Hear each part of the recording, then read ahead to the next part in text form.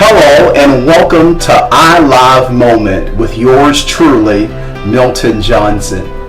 Today's topic is about the pressure points of relationships and how to deal when relationships collide.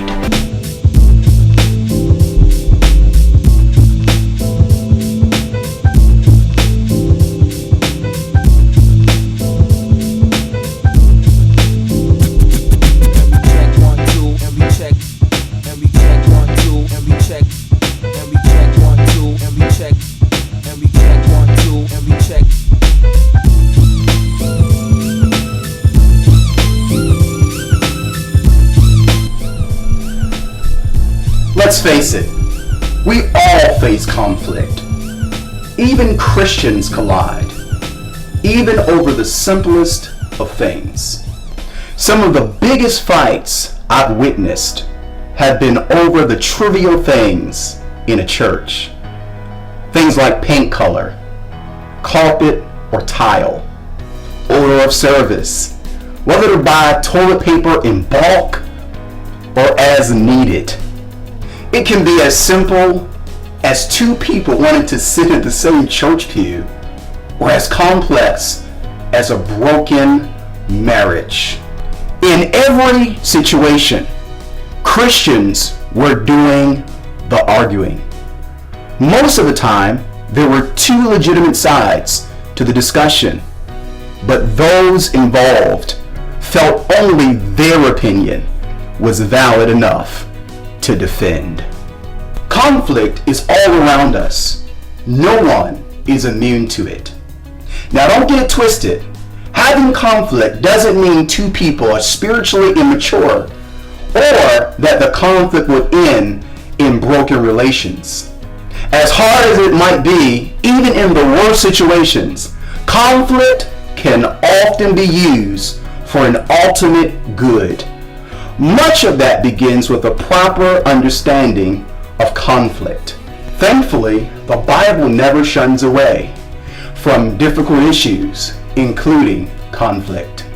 The Bible shares with us the good, the bad, and ugly of real people, even when they are in the most disruptive conflicts.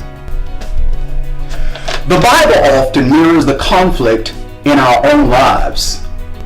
I want you to think, what is the silliest argument you've ever been a part of? I know I can think of some. Instead of running from conflict, did you deal with the conflict in a healthy, God-honoring way? Conflict can arise because of different priorities. However, the Bible meets our personal life, and thankfully God understands this tension in life, and through His Word we have an example of good people who struggle with conflict. The story of Mary and Martha is a great example of two individuals who struggled with conflict. Let's see what the Bible says about the story of Mary and Martha. The Bible says in Luke chapter number 10, verse 38 through 42.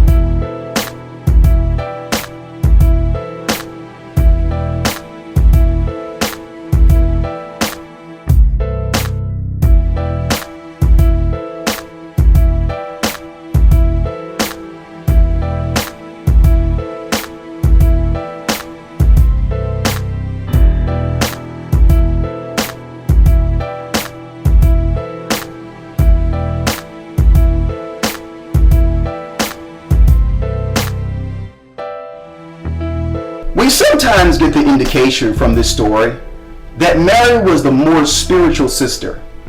But what Martha did was incredibly spiritual. She invited Jesus into her home. You see, hospitality shows God's love As Christians, we are responsible for showing the love of God. How can our responsibility as Christians be a source of conflict resolution? Well, before you can understand my question, let's paint a scenario. A ministry you're involved in is growing and doing well, but it's causing tension in your personal life because it's taking time away from your home. Here is a conflict resolution. Consider stepping back. 1. Stepping back and considering God's priorities would affect me by you fill in the blank. 2. Stepping back and considering God's priorities would affect my home by you fill in the blank. 3. Stepping back and considering God's priorities would affect my ministry by, again, you fill in the blank. Let me briefly tell you a story about what I recently had to consider.